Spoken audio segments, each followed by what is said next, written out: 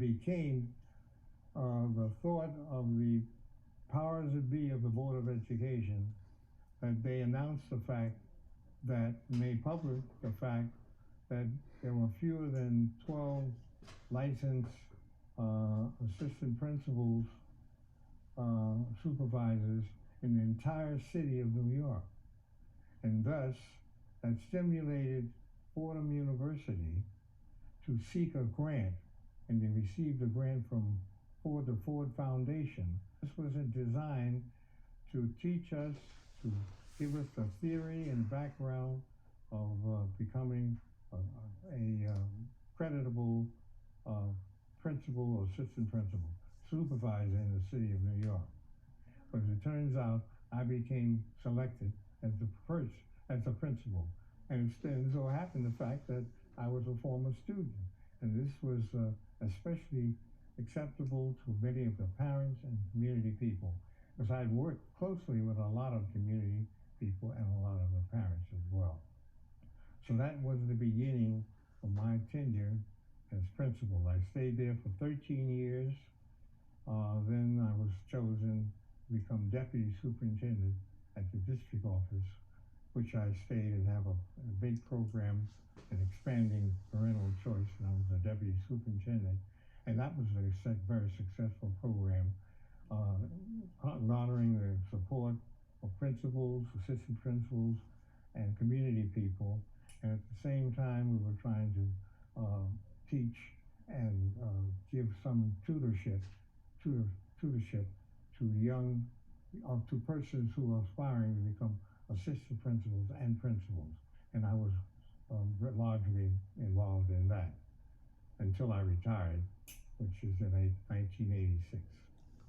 But I continued after 86 to be in the community and the church and the schools. And one of the important things I just want to add is that as I retired, one of the persons who was formerly a student at Douglas, who came back to teach at Douglas, and he was so good in what he was doing, I was principal, and I felt that he should be dean, and made him dean. That was Edward Lilly, made him dean of students, along with two other deans. He became a dean, and then he served for about 2 or 3 years after he was serving as a teacher.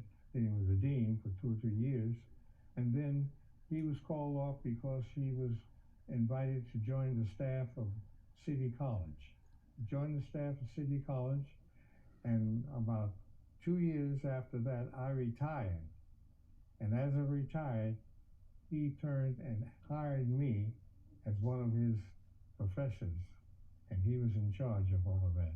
And here we had one of the former students of Douglas going through Douglas as a teacher, coming back and becoming a dean, leaving there, and then hiring his principal, retired, as one of his workers. So I thought that was just so wonderful. So as I felt, I've been very, very fortunate. I've been honored in so many ways, and when I got my doctorate in 1980, I was honored by my church, and I have posters from that because we had over 1,000 members in our church, and all of the people came out, and people came to the community, and that was a great honor.